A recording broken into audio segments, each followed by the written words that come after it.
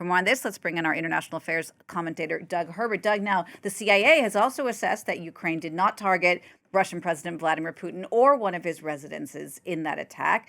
What's that assessment exactly? Yeah, and this assessment, by the way, is confirming exactly what most Western intelligence agencies have been saying, not to mention Ukraine had been insisting from the start. It's saying exactly that Ukraine did not attempt to stage any drone operation or an attack against Vladimir Putin, the Russian president, or one of his residences. He has multiple residences, and the claim that it had attacked one of his residences in Russia's northwestern region, it's called Novgorod region. It's a large lakeside residence, and that had been sort of at the center of these allegations.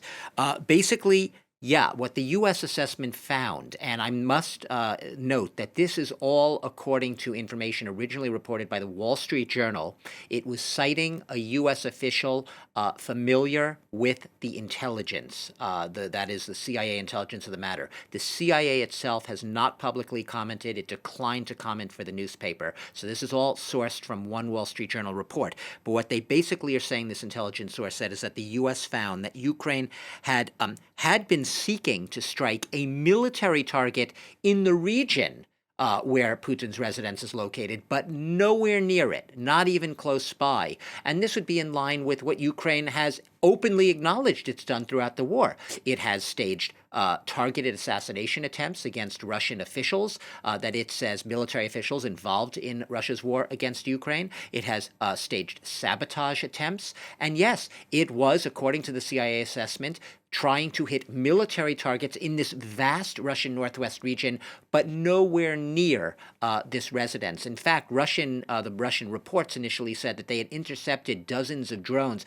hundreds of miles from Putin's residence, which raises the question, how did they know, if the drones were hundreds of miles away, that they were actually headed for the residence? Ukraine has insisted all along that Russia fabricated this claim in order to harden its stance in its approach to ending this war, and also to sour relations between Washington and Kyiv. And Doug, how has Donald Trump reacted to this finding from the CIA? Yeah, well, another asterisk here in my answer, because Donald Trump, as you know, has a history of giving more credence to what Vladimir Putin says than to his own intelligence agencies, including the CIA.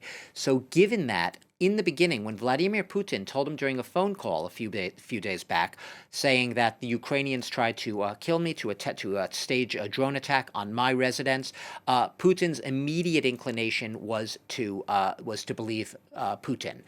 He didn't absolutely categorically say it wasn't possible that there was something else at play, but he seemed to lean in favor of Putin's version. I will note, though, that subsequently he seemed to change a little. He posted, I could show you, the New York Post tabloid newspaper posted an article basically in which it was very clear that it found that the tone of this editorial was essentially that Russia had indeed, been fabricating this claim, and that this was a lot of bluster from Putin aimed at basically thwarting any peace talk. And the fact that Trump linked to this opinion piece, this editorial in the New York Post, indicated that he was having second thoughts. And why? Because according to the Wall Street Journal, he had been briefed by a CIA director, John Ratcliffe, on exactly what I was just saying, that in fact, Mr. President, there is absolutely no evidence that Ukraine tried to stage this attack. It seems to be a Russian fabrication, and Trump seems to at least partially heard what John Ratcliffe, the CIA director, said to him. And Doug, just very briefly, what about Moscow? Is it sticking to its accusation? Yeah, absolutely. Moscow is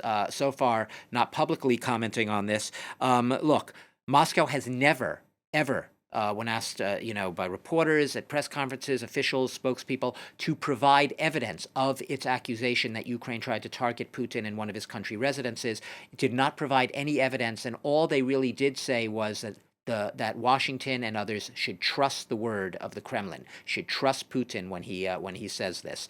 But based on the history and the past precedent of Putin's comments, especially regarding Ukraine in this so-called special military operation against that country, there is no real reason that you should trust Vladimir Putin when he says this. Reporters were skeptical, and now this intelligence seems to bear out exactly what Ukraine had been adamant about, that it had absolutely no role in any attempted assassination of Putin or any strike on one of his residences. All right, Doug, thanks for that. France 24's Doug Herbert.